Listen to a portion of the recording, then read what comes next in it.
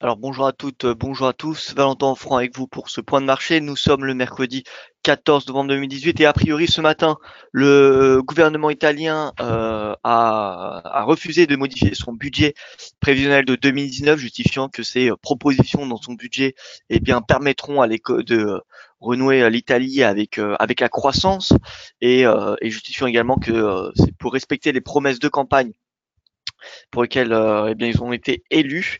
Et d'un autre côté, nous avons plutôt quelque chose de positif au niveau du Brexit, puisqu'on a a priori les Européens et les Britanniques qui auraient trouvé un projet d'accord qui doit recevoir de nombreuses euh, euh, autorisation de la part de différents partis afin de valider celui-ci. Mais a priori, il y aurait un projet d'accord, dont un accord sur la fameuse frontière irlandaise. Donc, on va voir ça plus en détail dans un tout petit instant. Bonjour à toutes et à tous, Valentin Franc, donc analyse de marché pour DFX, pour ceux qui ne le connaissent pas. Je vais saluer tout de suite la salle de trading. Bonjour Ronald, j'espère que vous allez bien. Gilles, Pascal, Edgy, Brice, Patrick, Raymond, bien le bonjour à tous. Voilà, très heureux de vous retrouver ce matin. Comme d'habitude, je vous invite à prendre connaissance de l'avertissement égal sur les risques. Le trading avec effet levier amplifie toujours les gains et les pertes. Un compte risque limité prend un risque de perte du capital investi. L'investissement sur compte titre prend un risque de perte en capital. IG fournit exclusivement un service d'exécution d'ordre. Cette présentation est à titre indicatif et ne saurait être considérée comme un conseil ou une recommandation. Alors voici le briefing de l'actualité. Au niveau du Brexit, on a Theresa May qui va tenter de convaincre ses ministres d'approuver le projet d'accord sur le Brexit conclu la veille avec l'UE. Le cabinet se réunira à 15 heures heure française. Si Theresa May ne convainc pas ses ministres, elle risque, elle pourrait clairement quitter le gouvernement, la tête du gouvernement, ou même organiser de nouvelles élections. Ce n'est pas impossible. Donc cette réunion ministérielle sera cruciale pour Theresa May. S'il y a un accord, si les ministres sont d'accord sur ces propositions du budget. Pour rappel, hein, on a le ministre du Transport britannique qui a claqué la porte vendredi dernier, puisque justement pendant ces négociations, pendant les négociations de cet accord trouvé hier, eh bien, euh, ces propositions ne l'ont pas plu et donc c'est pour ça qu'il a quitté le gouvernement. Donc ça va être très très important aujourd'hui. S'il n'y a pas si les ministres refusent, et il faut savoir que le cabinet quand même il est assez divisé entre les europhiles et les eurosceptiques, donc ça va être compliqué de réunir tout le monde, ça va être même presque mission impossible. Mais bon, si elle a une majorité au moins, ça serait peut-être suffisant pour aller un petit peu plus loin. Mais donc, s'il y a un accord des ministres, alors un sommet spécial Brexit des 28 membres de l'UE pourra être organisé la semaine prochaine. S'il n'y a pas d'accord, concrètement, on vient au point de départ pour le Brexit. C'est-à-dire que il y a des fortes chances que Theresa May ne soit plus là d'ici la fin de l'année. Voilà, donc ça va être qui tout double cette réunion ministérielle.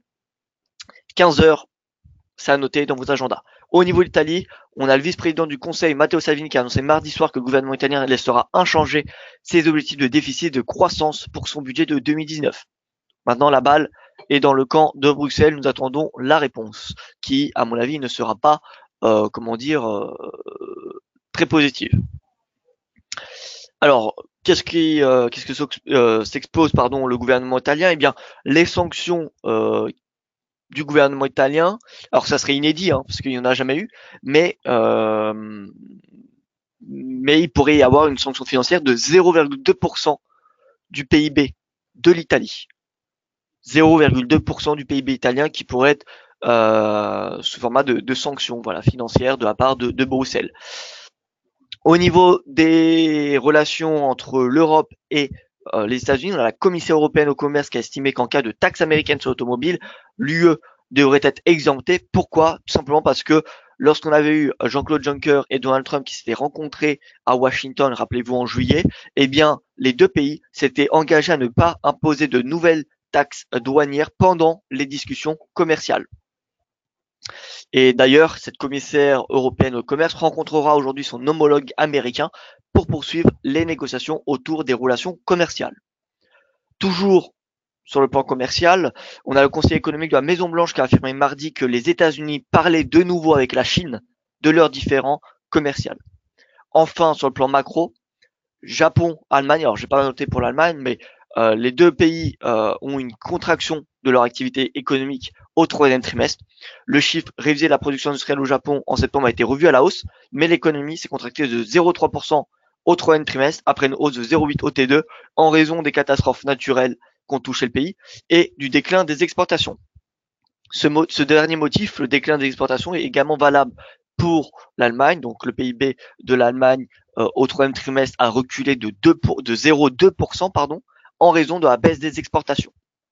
Enfin, au niveau de la Chine qui a enregistré en octobre une production industrielle supérieure aux prévisions, plus 5,9% sur un an, mais le recul des ventes au détail, donc de la consommation, les ventes au détail c'est la consommation domestique, indique tout de même un ralentissement de l'économie chinoise au troisième trimestre. Voilà donc pour le briefing de l'actualité. On fait rapidement un tour de ce qui s'est passé hier et ce qui s'est passé dans un sens asiatique.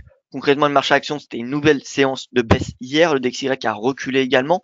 Reculé pourquoi hier? Parce qu'on a eu ce projet d'accord sur le Brexit qui a permis à la livre de bondir. Et puisque vous savez qu'il y a à peu près, il me semble, 15% de livres sterling dans le DXY, eh bien forcément l'importante hausse du DXY, de la livre sterling, eh bien, a fait pression sur le DXY. Ce matin, on a le 10 ans qui perd 4 points de base par rapport à hier dans ce même point de marché. Le yen qui est en baisse, le gold, le Nikkei qui sont en hausse, mais le MSCI Emerging Market qui est en baisse de 0,23. Et au niveau du calendrier économique, donc le focus du jour, ça sera au niveau des chiffres de l'inflation, Royaume-Uni à 10h30 et aux États-Unis à 14h30. Et entre les deux, nous aurons le PIB de la zone euro attendu à 11h à 1,7% sur un rythme annuel. Alors on va passer tout de suite au marché action, le S&P qui revient un peu comme prévu à ce support, vous voyez, du 11 octobre pardon, à 2709 points.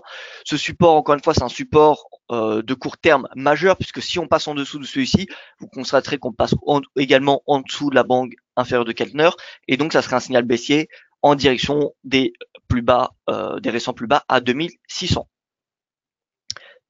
Le Nasdaq qui a reculé, enfin qui est resté, on va dire, stable, Nasdaq 100, bon, il est en dessous de son support à 6889, son support du 11 octobre. Mais encore une fois, tant que le S&P c'est le benchmark mondial, tant que le S&P maintient ses 2709, il n'y a pas de raison de shorter Nasdaq jusqu'à 6572 points.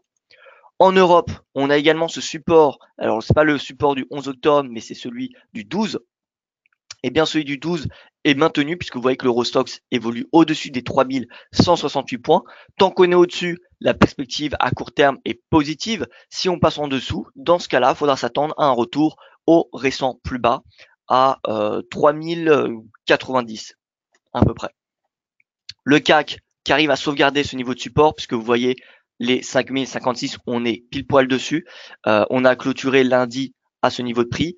Et on est ce matin, mercredi, en train de tester celui-ci. Donc, c'est avec qui tout double parce que en même temps, on a le budget italien qui vient faire pression ce matin sur les actifs européens.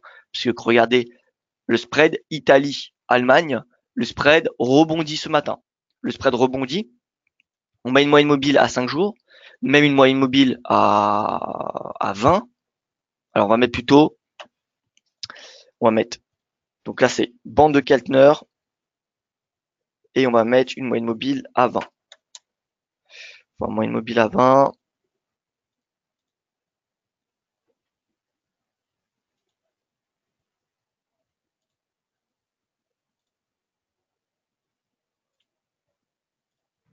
Voilà, donc 10 et 20 périodes qu'on a devant nous.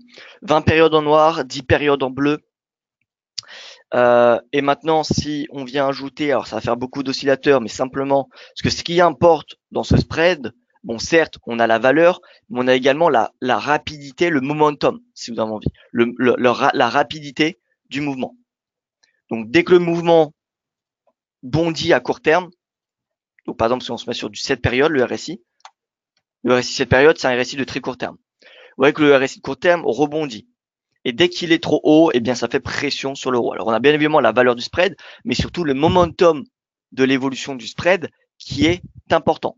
Si on a une hausse trop rapide, ça va faire pression sur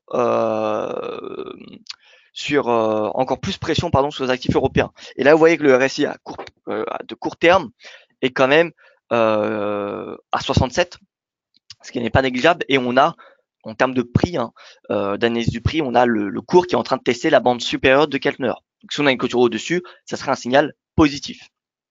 Un signal positif pour le spread et donc négatif pour les actifs européens. Bien évidemment, les premiers actifs européens les plus impactés, c'est l'Italie avec le MIB et les marchés obligataires italiens, mais c'est toute l'Europe. On a, je dirais pas une contagion, mais on n'a pas une contagion dans le sens qu'on a un risque sur les autres actifs, mais on a bien évidemment les autres actifs qui sont sous pression. Voilà, donc par exemple le CAC va être sous pression aujourd'hui. Maintenant, on peut très bien imaginer que si lors de la réunion du Brexit, on a un accord, on a les ministres britanniques qui sont d'accord sur le projet de divorce trouvé entre les Européens et les Britanniques hier, eh bien, on aura suffisamment d'appétit pour risque pour compenser ou du moins réduire la pression provenant de ce budget italien. Voilà, donc aujourd'hui, ça va être une journée assez volatile sur les actifs. On peut très bien commencer en baisse et finir la séance en hausse si on a les ministres britanniques qui sont d'accord sur le projet de Brexit. Donc voilà, faudra être prudent. En tout cas, techniquement, le support à 5056 sur le CAC est très important. Sur le DAX, vous pouvez voir que hier, on a réintégré, on est repassé au-dessus de ce support. Et là, on est en train de le retester. Ce support qui est à 11 400 points. Voilà. Donc le DAX, s'il revient clôturer en dessous, c'est avant tout, faudra une confirmation de l'Eurostoxx 50. Voilà, donc tant que l'Eurostoxx 50 ou que le CAC ne passe pas sous les 3168 points et le CAC donc sous 5056, je dirais que même si le DAX est en dessous des 11 400, ça me semble un peu trop délicat de le shorter. Par contre, si l'Eurostoxx ou le CAC passe sous son support du 12 octobre, alors le DAX pourra facilement être shorté jusqu'à 11 000 et quelques. D'un point de vue technique, au niveau du DAX, regardez un petit peu où on évolue. On évolue entre cet oblique support qui va chercher le plus bas 2011, le plus bas 2015, vous voyez, sur lequel le cours rebondit, et la ligne de coup baissière de l'épaule, tête-épaule. Donc là, on est dans une phase de compression. Et la sortie nous donnera un signal. Soit on sort par le haut, et dans ce cas-là, on aura un signal positif jusqu'en haut de ce canal, c'est-à-dire jusqu'à 12 400, ou soit on a une sortie par le bas, et dans ce cas-là, c'est l'objectif de l'épaule tête-épaule qu'il faudra jouer, c'est-à-dire un objectif retour à 10 000 points. Donc là, on est dans une phase assez délicate.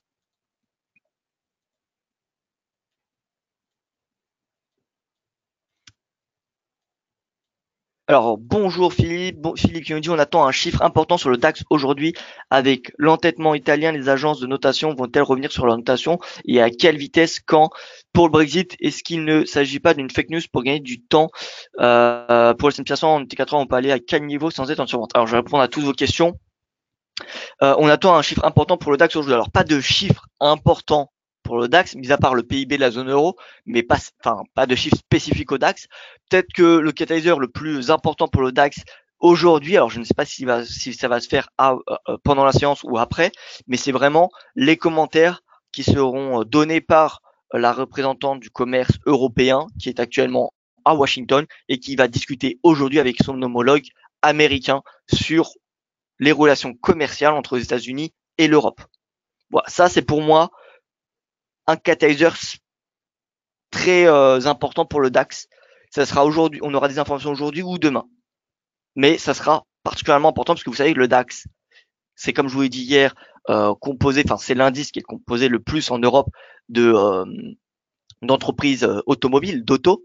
Et puisque Washington a le projet de taxer les importations de voitures, le premier impacté serait bien évidemment le DAX. Deuxième question donc de Philippe. Avec l'endettement italien, les agences de notation vont-elles revenir sur la notation et à quelle vitesse quand? Alors oui, c'est possible. Si on a l'Italie qui reste sur ses positions, on pourrait très bien avoir les agences de notation qui vont revoir à la baisse, qui vont dégrader la note souveraine italienne. Pour information, la note souveraine italienne est à 1 ou 2 cran, il me semble, des junk, des catégories de junk. Alors qu'est-ce que c'est catégorie de junk? Catégorie de junk, c'est un petit peu catégorie des déchets, si vous avez envie. Par exemple, donc là, pour savoir quand un calendrier, par exemple des agences de notation, vous allez sur Trading Economics, vous allez dans Markets, Indicators, Countries, non pas Countries, Indicators, et ensuite vous allez dans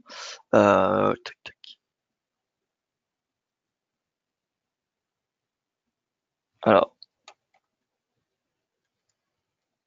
Credit Rating, Government Credit Rating. Et là vous avez donc toutes les notes, donc les principales c'est les principales agences c'est S&P, Moody's, Fitch. Celle-là je ne la connais pas vraiment, enfin pas beaucoup, mais voilà, ça c'est le plus connu.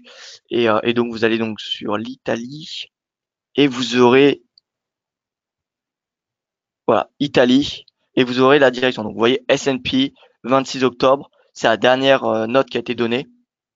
BBB et perspective négative. C'est-à-dire que le prochain mouvement a plus de chances d'être négatif que d'être positif. Et donc vous voyez ici la dégradation.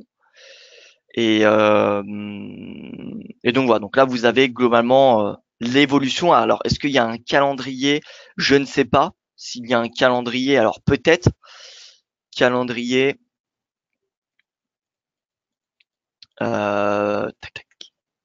Je vais regarder cela. Donc en Europe, alors si je devais enlever tout et mettre l'Italie, donc seulement l'Italie.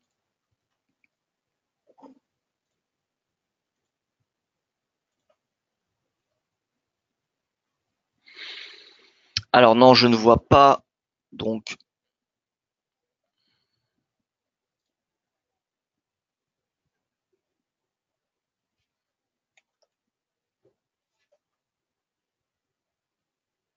non, je ne vois pas quand est-ce qu'il y aura la prochaine notation. Il faudrait regarder sur les sites de S&P, de Moody's ou de Fitch. Quand est-ce qu'il y aura la prochaine évaluation de la note.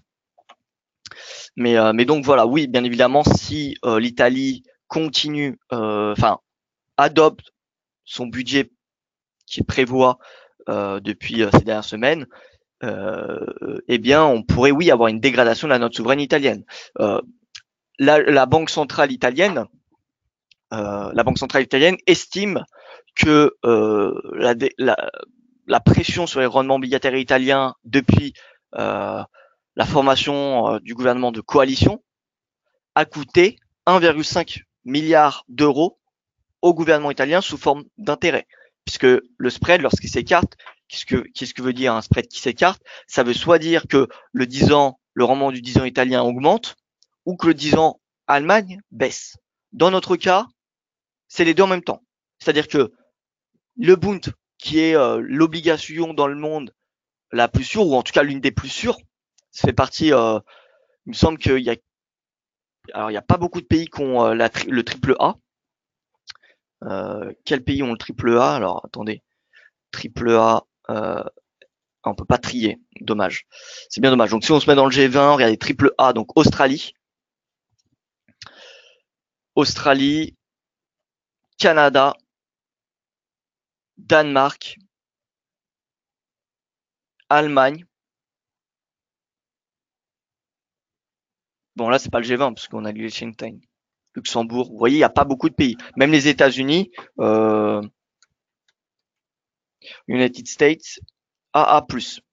Et pour donner un ordre d'idée, la France, alors la France, où est la France? France double A. Donc voilà, le triple A, c'est pas donné beaucoup, c'est même de moins en moins donné. Donc ce que font les investisseurs européens, je parle pas des investisseurs internationaux qui étaient positionnés sur les actifs italiens, je parle bien des actifs des investisseurs internationaux pour se protéger du risque italien. Donc les investisseurs européens pour se protéger du risque italien, donc vendent leurs actifs, les obligations italiennes et achètent du Bund, puisque le Bund c'est finalement dans la zone euro le seul pays qui a le triple A, parce que le Danemark n'est pas dans la zone euro, donc voilà. Donc et c'est pour ça que finalement on a le BTP qui est vendu et le Bund qui est acheté. Et donc ça creuse le spread Italie-Allemagne. Donc bref, donc le 10 ans italien, si on regarde tout seul, vous voyez, depuis la formation du gouvernement, vous voyez là, on a eu les élections, c'était, il me semble, par ici, au printemps, je me souviens plus la date exacte, mais vous voyez que le spread, enfin le rendement du 10 ans, donc le taux d'intérêt auquel le gouvernement italien emprunte, est passé de 1,77-75% à 3,5. Donc c'est x2 concrètement. Regardez, si on se met en pourcentage, on a une évolution depuis le mois d'avril de 103%. Donc c'est x2. Voilà, le coût d'intérêt du gouvernement italien sur 10 ans a doublé. Et donc jusqu'à en 6 mois, depuis la formation du gouvernement, ça aurait coûté, alors attention, on fait attention à ces chiffres, hein, c'est donné par la Banque centrale italienne. Banque centrale italienne, c'est quand même une banque centrale qui est avant tout européenne, puisqu'elle dépend de la BCE. Donc voilà, faut faire également attention aux informations, mais cette banque centrale italienne nous dit que cette hausse du rendement à 10 ans, mais également de tous les autres rendements italiens, la pression sur le marché obligataire italien a coûté déjà 1,5 milliard d'euros au gouvernement italien. Voilà. Bon, ceci ne va pas nous aider à trader l'euro-dollar, mais c'est intéressant peut-être de le savoir. Pour Brexit, est-ce qu'il ne s'agit pas d'une fake news? Alors, c'est pas une fake news. Maintenant, est-ce qu'on va avoir un accord des ministres britanniques? C'est ça la question. C'est pas une fake news. Ce n'est pas une fake news. Et pour le S&P en UT4 heures, on peut aller jusqu'à quel niveau sans être en survente? Alors, en survente, c'est-à-dire survente, c'est-à-dire que je pense que vous êtes en train de me dire. Donc, bien, comme je vous l'ai dit, le S&P peut venir chercher les 2709 et il ira probablement chercher les 2709. Hein. Rappelez-vous un petit peu ce qui s'est passé lors du flash crash. Lors du flash crash, regardez un petit peu en 4 heures ce qui s'est passé. Vous voyez qu'on a eu le crash, on a eu le rebond de 61%, une correction de 61% de cette baisse, comme ce qu'on a eu là récemment.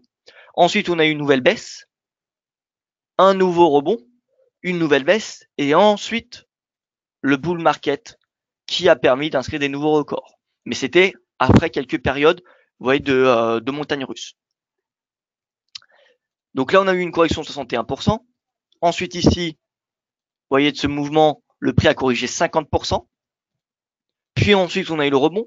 On a eu un double top validé à ce moment-là.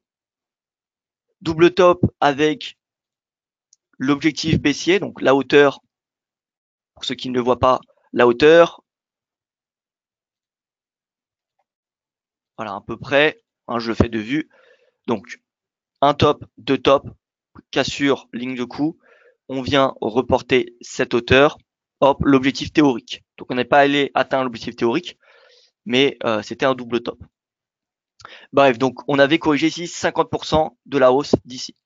Et donc si on revient, donc là vous voyez par rapport à la baisse, on a corrigé jusqu'à jeudi 8 novembre 61%, donc de façon identique, un mouvement identique à ce qu'on avait connu après le flash crash. Et là, on retrace, vous voyez 50%, ça correspond à 2709 points. Donc 2709, ça sera très probablement atteint avant d'avoir un rebond.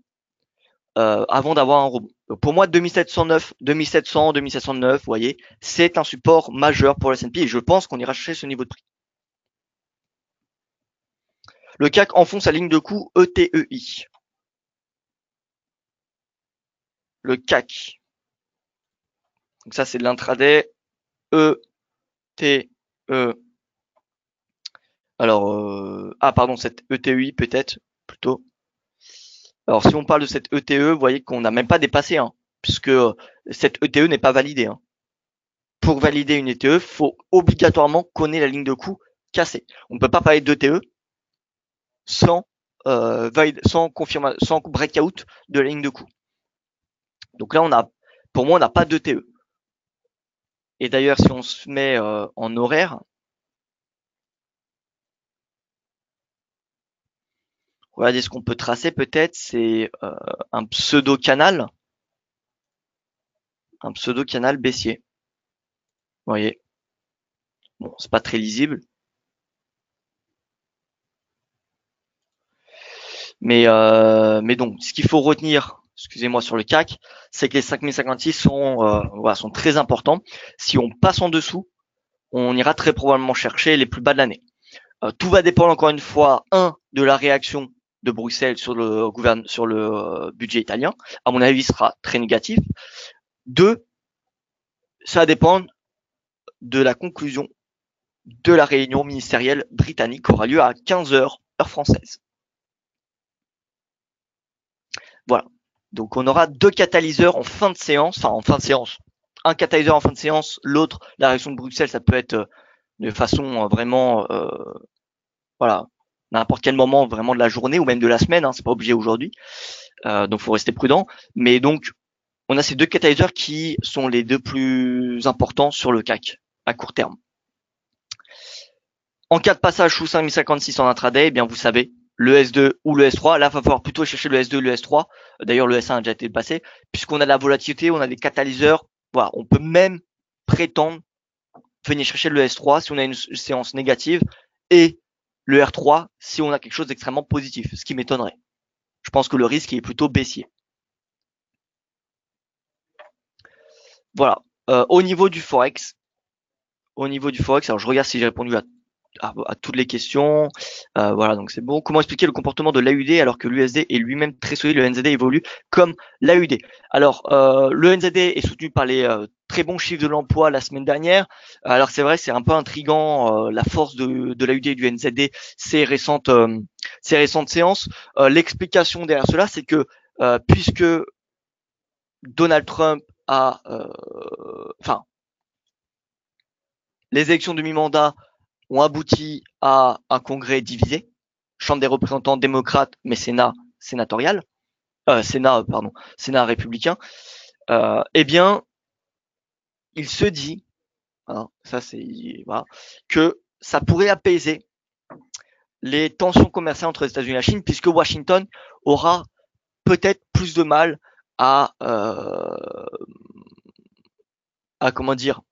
être sévère dans le cas de ces négociations commerciales avec la Chine. Donc le marché spécule sur une ouverture des États-Unis dans le cadre de ces renégociations. Parce que probablement les États-Unis, sortaient un petit peu les gros bras concrètement. Ils avaient la main sur les négociations. Mais maintenant qu'on a le retour des démocrates, Donald Trump devra faire des concessions puisque ça va être plus difficile pour lui de faire passer ses projets de loi. Donc ça va toujours être des compromis. Donald Trump va devoir faire des concessions sur certains points pour que ensuite les démocrates fassent des concessions sur d'autres propositions républicaines.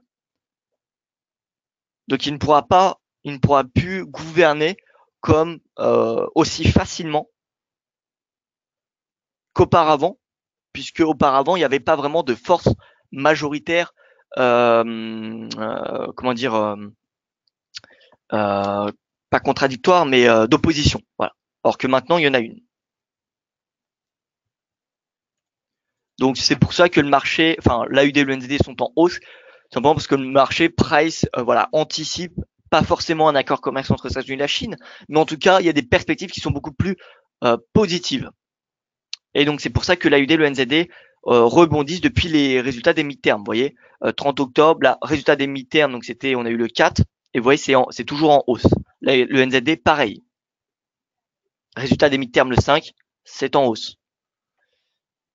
Donc là, vous voyez que le NZD Index teste cette oblique baissière de long terme. Si on a le breakout, concrètement, on ira chercher beaucoup plus haut. Mais de toute façon, pour le moment, tant que le NZD Index évolue au-dessus de sa bande inférieure de Keltner, il n'y a pas de raison de shorter le NZD, tout comme l'AUD. Par contre, l'euro, regardez l'euro, c'est clairement bearish. Le JBP, bon, c'est incertain, vous voyez qu'on n'a pas vraiment de direction. Le franc, c'est clairement bearish aussi. Le dollar, c'est bullish. Le CAD, c'est bearish, tout simplement parce que le CAD est sous pression à cause des cours de pétrole. Le WTI qui perd 29% depuis ses plus hauts atteints début octobre, 29%. C'est l'une des baisses les plus importantes jamais enregistrées de l'histoire des cours de pétrole. Le WTI ou le Brent a inscrit 12 séances consécutives de baisse. C'est le plus long rallye baissier en termes de nombre de séances consécutives.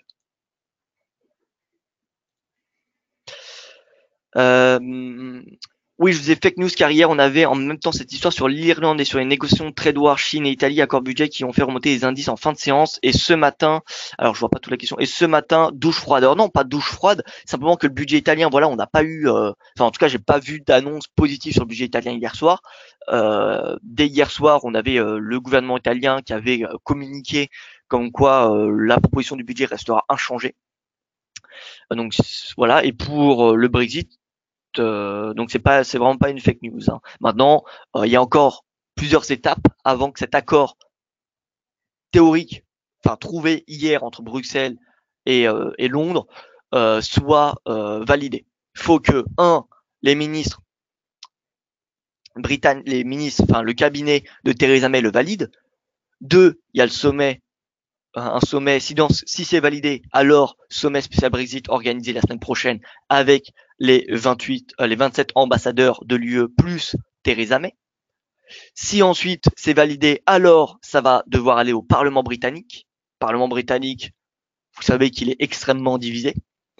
Et ensuite, ça serait, à mon avis, il faudra un accord final par les chefs d'État européens. Donc vous voyez, il y a encore de nombreuses étapes. Et ces chefs d'État européens, concrètement, le prochain sommet européen, c'est le 13 décembre. Donc vous voyez, il y a encore pas mal d'étapes. Est-ce que ça sera un sans faute? Nous verrons bien. On va pas faire de spéculation dessus. Donc au niveau du FX,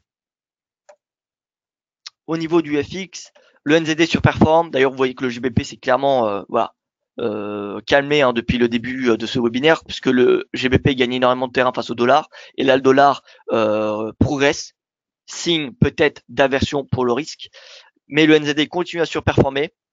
Encore une fois, depuis le début de la semaine, il y a deux devises qu'on s'intéresse à l'achat dans ce point de marché. C'est quoi? C'est le NZD et le dollar. Et à l'inverse, euro, franc sont les deux devises qui sont pour ma part, à court terme, les plus avec des perspectives les plus négatives. Et finalement, la hausse de ce spread à court terme sur Italie-Allemagne, sur le BTP Bund, renforce mon biais baissier de court terme sur l'euro-dollar, tout simplement. Donc euro-dollar. Donc en une heure, on a eu un rebond depuis mardi, donc ça c'est bon puisque en journalier, on va attendre une nouvelle clôture sous la bande inférieure de Keltner pour repasser à la vente. Dès qu'on a une clôture en dessous, signal baissier. Signal baissier, concrètement, en stratégie de tendance, vous savez que quand on a une stratégie de tendance, on n'a pas forcément besoin d'avoir un objectif fixe. On peut en fait avoir juste un trailing stop, c'est-à-dire un stop suiveur, puisque personne ne sait quand est-ce qu'une tendance va se terminer. Personne ne peut savoir quand est-ce qu'une tendance va se terminer. Donc, si on fait une stratégie de tendance, peut-être que le plus,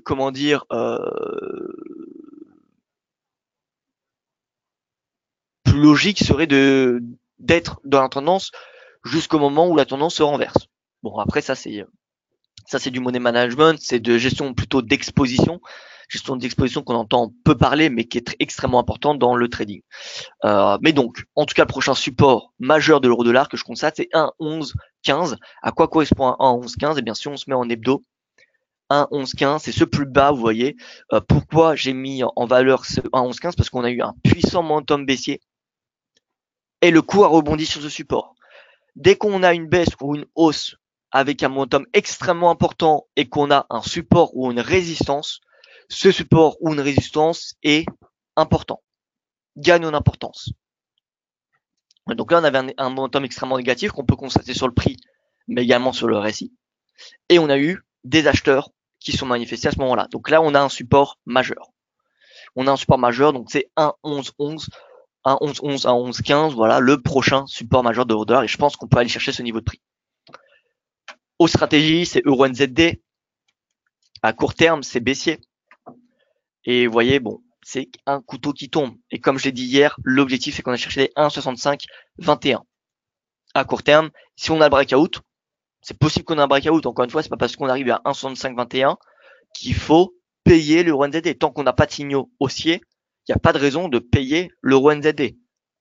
Malgré le RSI qui est à 17. Certains me diront le RSI est extrêmement vendu, il faut acheter l'euro NZD. La réponse est non. Dès qu'on a un RSI survendu, ça nous indique juste que le momentum est extrêmement baissier. Mais ça nous dit en aucun cas qu'on va avoir un retournement. Alors oui, les zones d'excès ne durent généralement pas longtemps, mais lorsqu'on a un RSI en excès, on a un prix qui accélère sa tendance. Si vous regardez un petit peu, par exemple, ici, le RSI est à 67, on passe le lendemain à 72, vous constaterez qu'on reste pas longtemps au-dessus, mais pourtant, si vous aviez décidé de vendre, eh bien, vous voyez qu'on avait encore une hausse. Allez, donc par rapport au prix de clôture, encore une hausse de 140 pips. Et vous voyez, ça n'a pas marqué un renversement de la tendance. On a une consolidation, mais ça n'a pas marqué un renversement de la tendance. Donc, j'alerte énormément pour ceux qui tradent les renversements avec lorsque le RSI est en survente ou en surachat. À la rigueur, payer lorsque le momentum rebondit, oui, mais pas lorsque le RSI continue à baisser. Voilà. Donc euro NZD, momentum extrêmement bearish. Oui, ça ne dure pas longtemps, mais on peut très bien avoir une baisse de 100, 200, 300 pips encore avec ce momentum.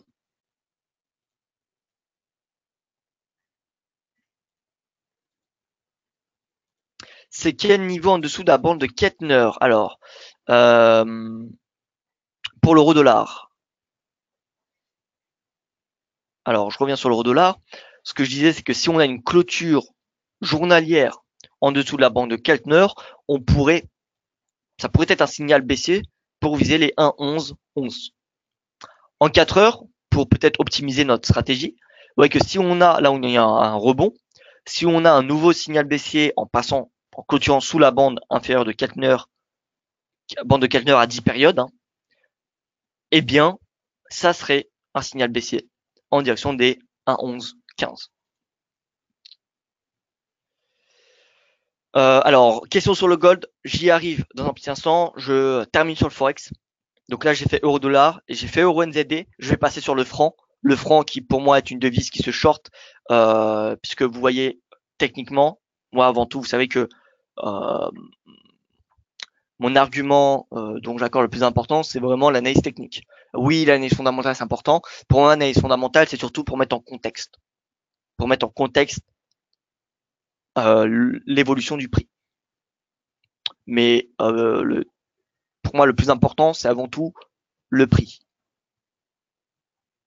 Et le prix sur le franc, eh bien, est baissier. Depuis finalement, vous voyez la révision à la baisse des perspectives d'inflation de la BNS en septembre, le franc est en baisse et ne profite pas réellement des tensions sur le budget italien. Donc voilà, avant tout, le franc est impacté par la BNS. La BNS, vous voyez, qui a vu le franc remonter, qui a revu à la baisse les perspectives d'inflation. Et donc, le marché sait très bien que quand la BNS fait ça, ça veut dire qu'elle peut voir le franc baisser. Donc, le franc est en baisse. Et du coup, face au NZD ou face au dollar, pareil, le franc, selon moi, se vend. Donc, USD, CHF. En 4 heures, si on a une clôture au-dessus de la bande de Keltner ou si on a une clôture au-dessus de la moyenne mobile à 20 ou à 10 jours, peu importe, ça dépend de vos signaux d'entrée, on pourrait très bien s'attendre à un retour au plus haut de mars 2017 à 1,0170. Ou alors, on se positionne sur le NZD-CHF à l'achat, puisque le dollar néo-zélandais est bullish. Là, en 4 heures, on a un signal positif. La prochaine résistance, c'est, comme vous pouvez le constater, cette oblique baissière qui vient chercher les plus hauts depuis extrêmement longtemps, parce que si on se met en mensuel, vous voyez que ça vient en hebdomadaire, pardon, ça vient chercher le plus haut de janvier 2015, de juillet 2017, d'avril 2018. Donc voilà, la résistance majeure, la prochaine résistance majeure, je dirais qu'elle est aux alentours des 0,6928. Voilà, donc en journalier, en 4 heures, en hebdo, c'est bullish pour le moment. Donc voilà, donc en conclusion sur le Forex, j'aurais tendance plutôt à privilégier les achats sur le dollar néo-zélandais, sur le dollar US et à vendre l'euro ou le franc. Je vais faire un tour sur le GBP USD et l'USD-Yen puisque c'est des paires quand même majeures, enfin vraiment très populaires en trading, donc ça me semble important de les faire. En journalier, nous constaterons qu'on est dans un canal baissier. Le GBP voilà, est inscrit dans un canal baissier également. En 4 heures, il y a des chances qu'on vienne chercher les plus bas de la semaine. Ça va être qui tout double de toute façon. Si on a les ministres, si on a le cabinet de Theresa May qui valide les projets d'accord du Brexit, le GBP USD pourrait reprendre sa hausse jusqu'à revenir à ses plus hauts la semaine dernière, c'est-à-dire vers 1,31. Dans le cas contraire, si on a le cabinet qui refuse le projet d'accord, on pourrait très bien revenir à 1,28. Donc ça va être qui tout double pour la livre sterling. Au niveau de l'USD Yen, bon, vous voyez que bon, on a une progression qui se fait de moins en moins rapide, on a une phase de respiration. Tant qu'on est au-dessus de la bande inférieure de Keltner, je dirais qu'on est toujours dans une tendance haussière. Et même plus, à moyen long terme, tant qu'on est dans ce canal haussier, la tendance reste haussière. La perspective, c'est un retour au sommet de l'année, inscrit il y a un peu plus d'un mois vers 114. Donc on a juste à attendre des signaux bullish qui pourraient être, encore une fois, une clôture au-dessus de la bande supérieure de Keltner ou croisement de moyenne mobile ou peu importe. Après, c'est chacun ses signaux. Est-ce que la polémique Trump-Macron est importante pour le marché? Non. Non, pour le moment, il n'y a aucun impact de la polémique entre guillemets Trump-Macron. EURNZD, on a un wedge en 4 heures. Alors, wedge. Alors wedge, c'est biseau, hein, pour ceux qui ne savent pas. Wedge en 4 heures, non, je n'en vois pas. Hein. On a une tendance baissière. Un wedge. Donc un wedge, c'est quelque chose comme cela. Hein. C'est deux obliques qui convergent dans la même direction, mais qui ne sont pas parallèles. Ça, c'est un biseau. Et là, je ne vois pas de réellement de biseau.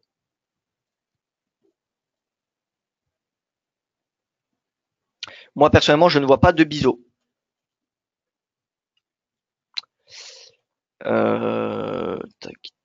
Non, je n'en vois pas. Alors peut-être que vous pouvez me donner plus de détails sur votre wedge. Je pourrais le voir. En attendant, je vais passer sur les matières premières. Les matières premières, bon, qui sont particulièrement influencées par le dollar. Donc pour analyser l'or, faut analyser avant tout le dollar. Quelle est votre analyse du dollar? Est-ce que vous êtes haussier? Est-ce que vous êtes baissier? Moi personnellement, sur du moyen terme, je reste haussier tant que le DXY reste dans ce canal et tant que notre dollar équipondéré l'est également. Après, oui, on a des périodes de baisse du dollar qui permettent une respiration du mois d'octobre, mais concrètement, à moyen terme, tant qu'on est dans ce canal haussier sur notre dollar équipondéré et sur le DXY, il n'y a pas de raison de s'attendre à un retour de l'or à 1260 $. D'ailleurs, l'or qui a bien baissé récemment à cause de la remontée du dollar, vous voyez que l'or est revenu sous 1204, d'ailleurs à 1200. Vous voyez que hier, les 1200 ont fait office de support. Donc, l'or influencé par le dollar. Qu'est-ce qui influence le dollar cette semaine? C'est le Brexit, on l'a vu. Hier, on a eu une remontée du GBP, ça a fait plier le DXY. Et deux, le budget italien. Parce que si on a des incertitudes sur le budget italien, on a le marché qui se couvre sur des actifs refuges comme le dollar. Donc voilà, le budget italien et le Brexit, c'est les deux catalyseurs qui influencent le plus le dollar à très court terme, avec bien évidemment les risques de ralentissement de l'économie chinoise et les chiffres macroéconomiques aux États-Unis. Mais les catalyseurs les plus susceptibles de faire varier le dollar aujourd'hui, demain, on va dire jusqu'à la fin de semaine, c'est le Brexit, l'Italie et les propos sur le commerce qu'on pourrait avoir voilà, avec la commissaire du commerce européenne ou avec la Chine. Donc voilà, l'or très dépendant du dollar, le dollar qui est soutenu par les incertitudes en Europe et en Chine. Euh, voilà, donc moi le dollar, je reste haussier sur du moyen terme. Donc l'or, ma perspective est assez mitigée. D'ailleurs, l'or qui repasse en dessous de sa bande de Keltner, la lagging span qui n'avait pas dépassé son nuage, donc ce filtre de tendance, la Chicout span en rose, qui est un excellent filtre de tendance, eh bien, est toujours orienté à la baisse. Que dire de plus sur l'or? Eh bien, écoutez, si on passe sous 1200, on pourrait très bien revenir à 1180 $. Donc voilà, rien n'est joué encore sur l'or, même si vous voyez qu'on a une oblique haussière et sur lequel le cours pourrait rebondir. Mais s'il rebondit, ça veut dire qu'on a une baisse de la demande du dollar, une baisse de la demande du dollar qui pourrait se faire pour de multiples raisons, soit parce que on a le cabinet de Theresa May qui valide l'accord du Brexit, ou soit parce que on a un accord sur le budget italien. Chose que pour le moment, à court terme, je dis bien, pour cette semaine, est peu probable. Donc c'est pas le budget italien qui va réduire la demande de dollars. Ça va plutôt même la nourrir. Par contre, vraiment, le Brexit, ça pourrait être un catalyseur qui pourrait vraiment, si on a un accord du cabinet de Theresa May et qu'on a ensuite le sommet qui est organisé, ça serait des perspectives extrêmement positives pour les investisseurs. Et donc, on pourrait très bien imaginer que la livre serait payée et ferait donc plier le dollar. Alors, pas plier, pas faire chuter, hein, mais faire pression sur celui-ci. Et donc, l'or devrait rebondir. Donc l'or, moi, je suis assez mitigé. Pour moi, je suis neutre. Hein. On est à 1200. C'est pas le moment de le shorter. C'est ni le moment de l'acheter. C'est pas le moment de l'acheter parce que le dollar reste dans une tendance haussière, comme je vous l'ai dit.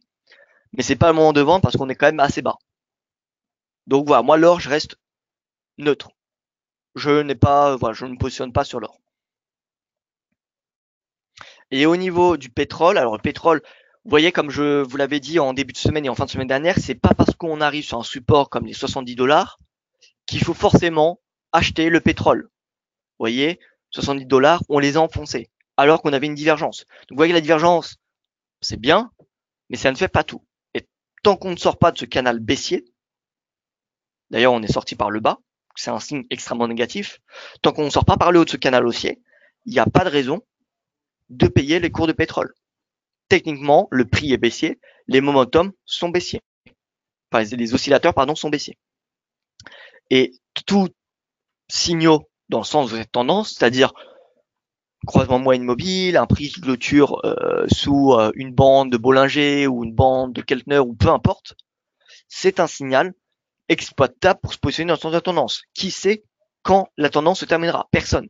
Personne ne sait quand est-ce que le pétrole va rebondir. On a des supports, c'est des seuils d'alerte, c'est des seuils où on a une probabilité de rebond qu'on estime plus importante, mais c'est en aucun cas des seuils magiques. Vous voyez? Donc là, pour moi, le prochain support majeur que je constate, c'est ce support-là sur lequel le cours avait rebondi en février de cette année à 61,66 $. Et sur du long terme, on peut voir que, eh bien, ce support correspond au bas du canal.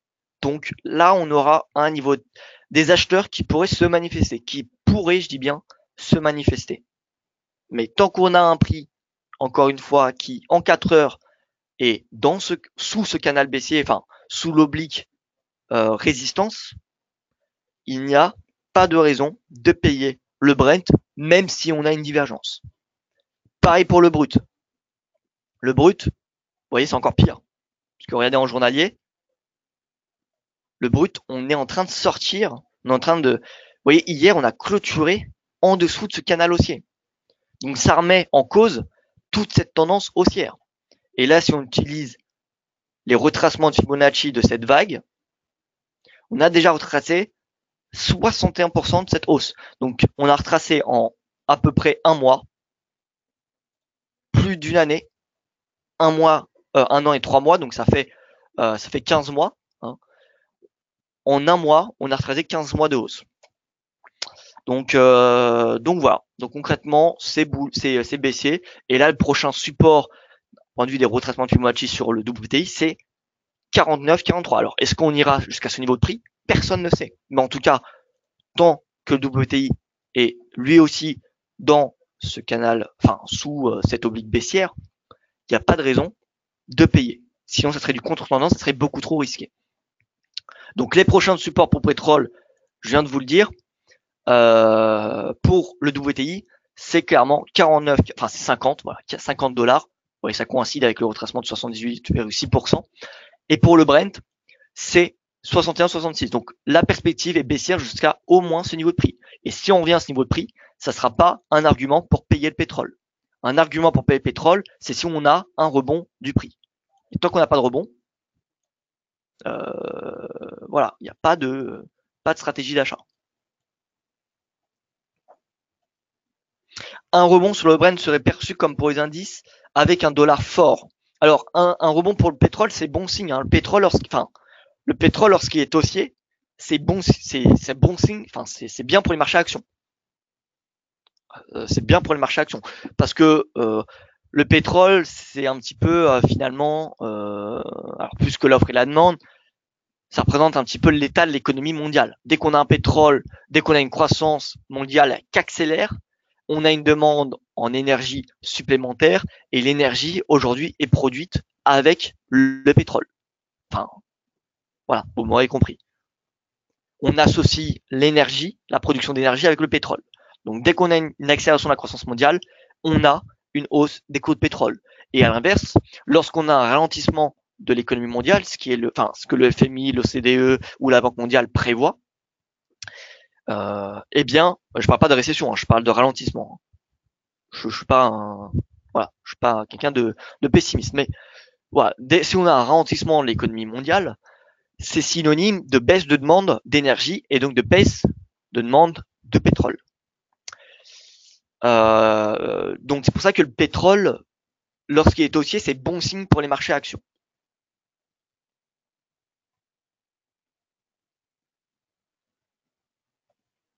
Donc un rebond sur le Brent serait perçu comme positif pour les indices. Le dollar, un dollar fort, c'est pas forcément positif pour les indices. Ça dépend pourquoi le dollar, il est fort. Est-ce que c'est parce qu'il est nourri par les incertitudes, comme ce qui est le cas actuellement, parce que le dollar, comme je vous explique depuis plusieurs semaines, il n'est pas nourri réellement par la hausse des taux de la Fed. Hein. Parce que vous voyez en 2017, on a eu 3 hausses des taux de la Fed, le DXY qui a perdu 10%. Donc c'est pas la hausse des taux de la Fed qui justifie la hausse de 6% du DXY cette année. C'est réellement, si vous regardez un petit peu le DXY, c'est la guerre commerciale États-Unis-Chine, qui est synonyme de ralentissement de l'économie chinoise, et depuis la fin du printemps, début de l'été, les incertitudes en Europe avec surtout le gouvernement italien, et dans le fond, on a un peu le Brexit qui qui a de plus en plus de poids sur le dollar, puisqu'on approche de la deadline du Brexit. Donc voilà, c'est vraiment ces incertitudes qui nourrissent le dollar et c'est pas vraiment les hausses des taux, puisqu'on sait depuis juin que le FOMC prévoit 3 autres hausses des taux de la Fed l'année prochaine. On en a une qui est attendue en décembre, elle est déjà pricée à plus de 80% par les investisseurs, donc c'est pas cette hausse qui nourrit le dollar. Voilà. Donc pétrole baissier. Concrètement, c'est baissier le pétrole.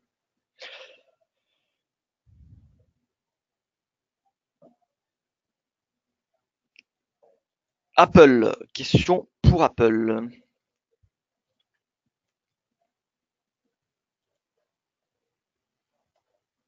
Bon, Apple, à court terme, je dis bien c'est baissier. Maintenant, à long terme, bon, on a cette oblique sur lequel on pourrait espérer un rebond. D'ailleurs, le cours qui teste actuellement sa moyenne mobile à 200 séances. Vous savez que la moyenne mobile à 200 séances, surtout sur les marchés actions, c'est une moyenne mobile extrêmement surveillée. Alors, ça ne veut pas dire, encore une fois, c'est pas parce qu'on est sur une moyenne mobile qu'il faut payer, c'est pas parce qu'on est sur un support qu'il faut payer. On paye avant tout quand on a un rebond du prix. Le prix, c'est la confirmation. C'est-à-dire qu'on peut avoir des momentum qui rebondissent. Peu importe, on peut avoir des oscillateurs, peu importe votre indicateur, on peut avoir des signaux haussiers tant qu'on n'a pas le prix qui commence à être dans la direction de notre stratégie, eh bien, on ne peut pas mettre en place, c'est trop risqué de mettre en place une stratégie, enfin, de rentrer en position. Donc, si on a des oscillateurs, par exemple, qui rebondissent, mais que le prix continue à être baissier, le prix, c'est ce que vous payez, c'est ce que vous vendez, c'est pas les oscillateurs. Donc, tant que le prix est baissier, eh bien, le prix est baissier. Voilà. Apple, bon, écoutez, Apple, comme je vous l'ai dit, en journalier, on teste la moyenne mobile, donc on pourrait avoir un rebond sur une moyenne mobile. C'est possible, hein. Cette moyenne mobile, elle est extrêmement surveillée. En tout cas, si on passe sous cette moyenne mobile, il y a une perspective baissière jusqu'à 182,15 dollars. Voilà, donc Apple, bearish. À court terme, je dis bien.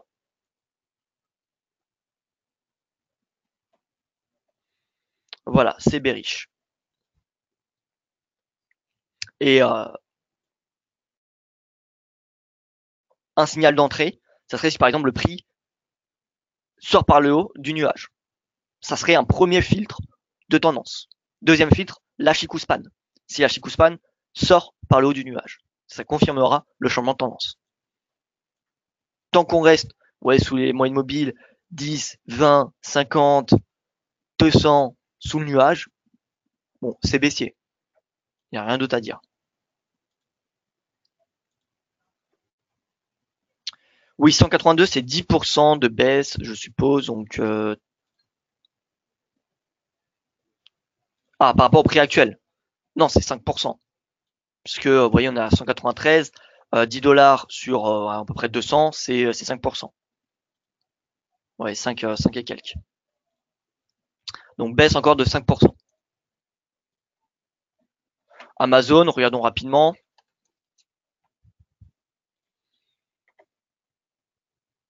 Vous voyez, Amazon, c'est impressionnant. Alors, vous voyez, on passe sous la moyenne mobile. Donc, vous voyez, cette moyenne mobile, il n'y a rien de magique, il n'y a aucun indicateur de magique. Si on se met en mensuel et que nous mettons des canaux de Donchian à 12 périodes. Pourquoi 12? Parce que 12 mois, c'est un an. Et les plus hauts, plus bas d'un an sont des supports assez quand même importants, je dirais. Donc, là, on a un support qui est très très bas, je vous l'accorde. Mais vous voyez ici, bon, on va pas mettre les résistances parce que vous voyez, on a marqué tous les mois presque des nouveaux sommets. Donc, on va pas, voilà, on va pas passer notre temps à mettre les plus hauts de chaque mois. À 200 périodes, donc là, on est en médo, on va passer à 26 parce que 26, c'est la moitié d'une année. C'est 6 mois. 26 périodes sur graphique, donc hebdomadaire. On va se mettre dans une autre couleur, bleu clair. Là, on a un support. On a un support.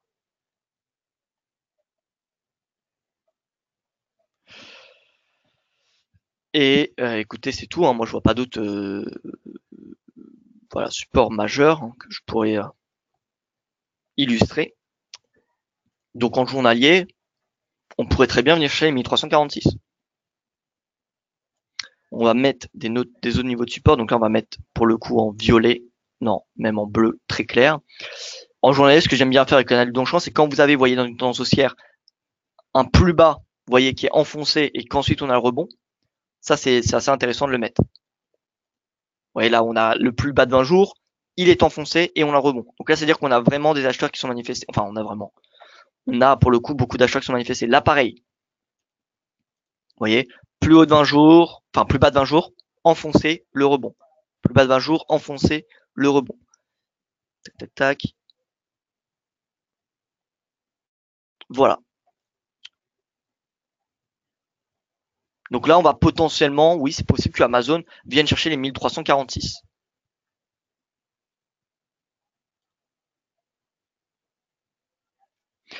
BNP tente un rebond, mais c'est pareil, on peut avoir un bull trap si on casse MM200. Alors, je vais terminer par cette action. C'est pas mal de terminer avec des actions, je trouve. J'ai pas l'habitude d'en faire, mais je pense que voilà, normalement, j'essaie de faire un webinaire de 45 minutes. Bon, je tends plus vers les 1 heure maintenant, mais je vois que ça intéresse tout le monde. Donc, quand j'ai un peu de temps dorénavant, si par exemple je termine mon point vers 50 ou 45 et quelques, je peux très bien passer aux actions. Maintenant, bon, s'il est déjà 9h05 et je termine les commodities, c'est mieux d'arrêter. Mais bon, peu importe. Donc, en mensuel, même méthodologie, je repasse mes bandes, enfin le canal Donchian sur 12 mois. Sur 12 mois, donc là on a le plus bas de 12 mois, le plus haut de 12 mois, on a un support ici. On a une résistance ici.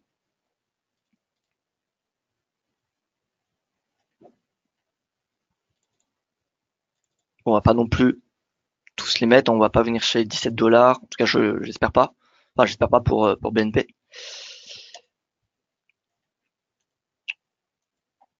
Voilà, en hebdomadaire. Bande de Bollinger, pardon, bande de Bollinger, bande de quin de Dongshuan, pardon. Tellement d'indicateurs que, du coup, je m'y perds. 26 périodes. Un bleu un petit peu plus clair. Et donc là, on a un support ici, vous voyez, voilà. Bon, là, vous voyez qu'on a quand même un support vers 43 €. 43 €. Seuil assez, vous voyez, regardez encore ici. Plus haut, ensuite, on a eu la baisse, la crise de la dette européenne, la Grèce, la fameuse Grèce en 2011. Voilà, donc là, on voit quand même 43. On a plusieurs niveaux de support qui convergent, enfin qui sont vers ce niveau de prix. Donc 43 $, on ira très probablement le chercher. Encore une fois, c'est pas parce qu'on arrive à 43 $, c'est pas parce qu'on a beaucoup de support à 43 $, pardon, 43 € qu'il faut payer BNP.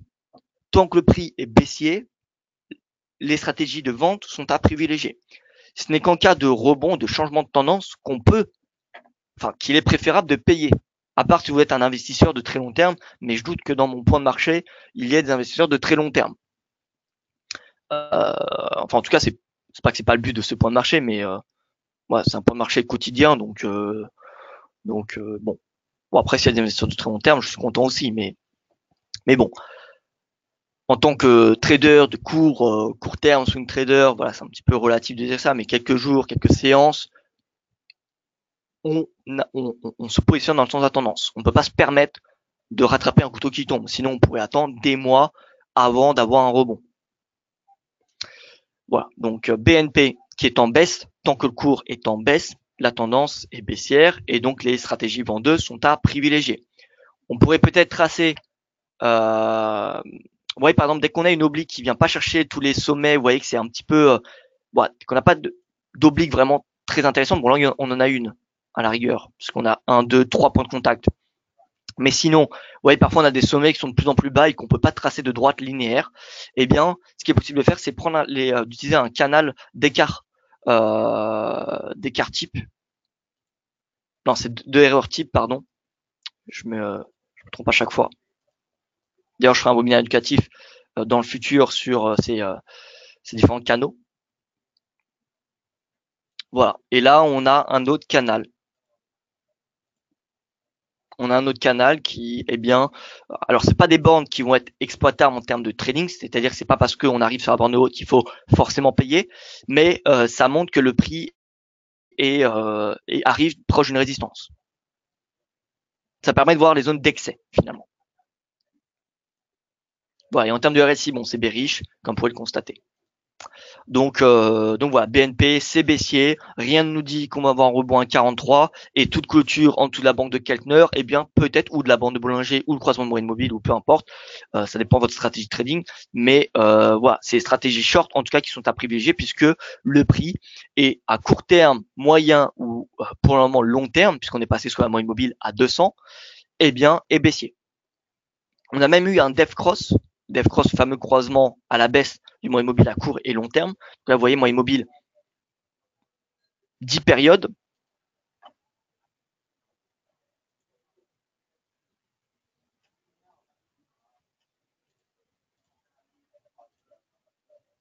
Alors 10, pardon, pourquoi c'est 12, c'est 20 normalement. Voilà.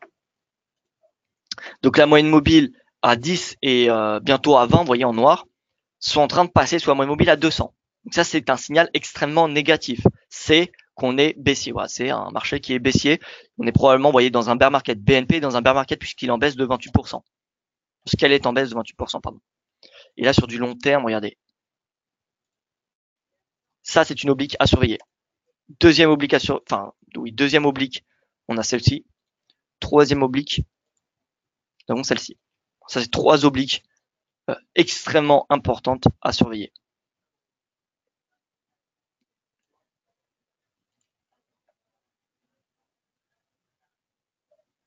DAX repart au bas des Bollinger. Voilà, Gaël nous dit que le DAX repart au bas des Bollinger. On regarde ça et ensuite je vais vous quitter. Alors là on est en hebdo. Je vais me remettre en journalier.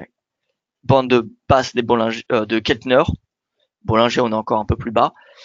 Donc en 4 heures, oui, en effet, on passe, vous voyez, en dessous. Donc budget italien qui fait pression, hein.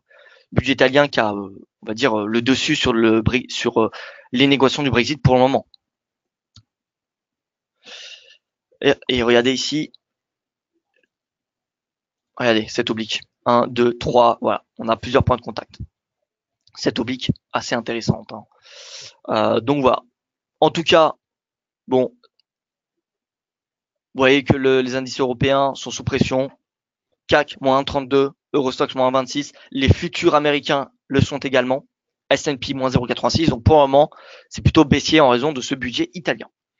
Voilà donc pour ce point de marché. Merci pour votre attention. Je vais vous quitter sur ces propos puisque ça fait déjà 1h06 que nous sommes ensemble. Merci en tout cas pour votre attention. C'était très intéressant, toutes ces questions, comme d'habitude. Et écoutez, si vous avez des questions, n'hésitez pas à me les poser sur les réseaux sociaux. Je vous retrouverai demain dans mon prochain point de marché puisque ce soir, c'est un webinaire éducatif avec Yoav Nizar que vous aurez à 18h. Donc je vous invite à le rejoindre, ce sera sur les chandeliers japonais. Et voilà, écoutez, excellente journée à vous, soyez prudents sur les marchés et je vous dis à demain pour faire un briefing de tout ce qui s'est passé de cette séance et ce qui est un briefing pour la séance à venir.